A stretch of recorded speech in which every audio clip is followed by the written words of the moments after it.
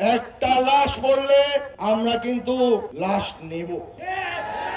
আজকে মুজিববাদ বিরোধী লড়াই, সেই ক্ষেত্রে আমরা অনেক পিছিয়ে আছি। কেন পিছিয়ে আছেন বলেন? আমরা পিছিয়ে আছি কেন? এটার কারণ হচ্ছে আমাদের সাংস্কৃতিক লড়াইয়ের যে ডিমার্কেশন লাইন, সেই লাইনে আমরা কোনো কাজ করতে পারিনি। আজকে বাঙালি জাতীয়তাবাদের ভিতর দিয়ে 4 মূলনীতির ভিত্তিতে, 72-এর সংবিধানের ভিত্তিতে যেই মুজিববাদ প্রতিষ্ঠা হয়েছে, যে মুজিববাদের মধ্য দিয়ে হাজার হাজার মানুষের লাশ ফেলা হয়েছে এই স্বাধীন বাংলাদেশে, এবং ভারতীয় আধিপত্যবাদকে বজায় রাখার জন্য এখানের কালচারাল অ্যাক্টিভিস্টদের থেকে শুরু করে, এখানের বুদ্ধিজীবীদের থেকে শুরু করে, শিক্ষকদের থেকে শুরু করে আইন অঙ্গনের লোকদেরকে সবাইকে কবজা করে ফেলা হয়েছে। কাউকে এটা হচ্ছে এই এক ধরনের কলোনাইজেশন, যে তাদের মাথা বিক্রি করে দিয়েছে তারা একটা অংশ, আর একটা অংশ হচ্ছে সচেতনভাবে বাংলাদেশের বিরুদ্ধে, বাংলাদেশের মধ্যে থেকে বাংলাদেশের বিরুদ্ধে অপতৎপরতা চালিয়ে যাচ্ছে।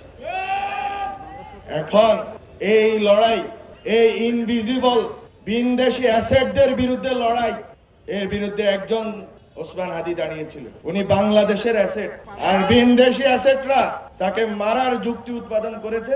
তাকে যখন মারা হয়েছে তখন সবগুলো নীরব বসে রয়েছে, কোনো রায় নেই, কোনো কথা নেই, সবাই নাটক করতেছে আমাদের সাথে। আমরা যখন আমাদের হাতে এই দেশের 5 আগস্টের পরে যখন এই মুজিববাদীদের, এই আওয়ামী লীগ, এই 14 দলীয় সন্ত্রাসীদের প্রত্যেকটি বাড়ি চুরমার করে দেওয়ার ক্ষমতা ছিল, সেদিন আমরা নিজেদেরকে সংবরণ করেছিলাম বলে আজকে তারা এই সাহস করতে পারছে। আমরা ক্ষমা করে যদি ভুল করে থাকি, তাহলে আমরা প্রতিজ্ঞা নিব যে আমরা আর ক্ষমা করব না।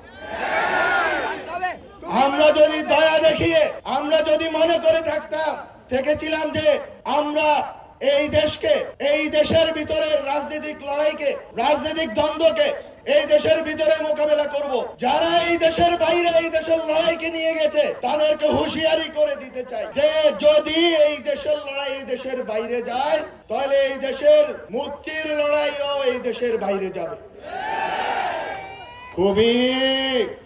খুবই সংকটময় পরিস্থিতি সামনে, আমাদের গায়ে হাত দেওয়া যাবে না। আমরা কিন্তু একটা লাশ পড়লে আমরা কিন্তু লাশ নিব। কত সুশীলতা করে লাভ নেই, কারণ অনেক হয়েছে, অনেক ধৈর্য হয়েছে, অনেক আমরা রিকনসিলিয়েশন, ট্রুথ, আমরা বিভিন্ন কথা বলেছি। আমরা বলেছি যে আইসিটি ট্রাইব্যুনালে স্বচ্ছ প্রক্রিয়াতে আপনারা বিচার করুন। বিচার চলমান আছে, তো বিচারের বদলে আজকে বিচার চলমান আছে একদিকে, আর একদিকে এই আইনের পাকপোকর গলিয়ে এই দেশ থেকে বেরিয়ে ভারতে আশ্রয় নেবেন।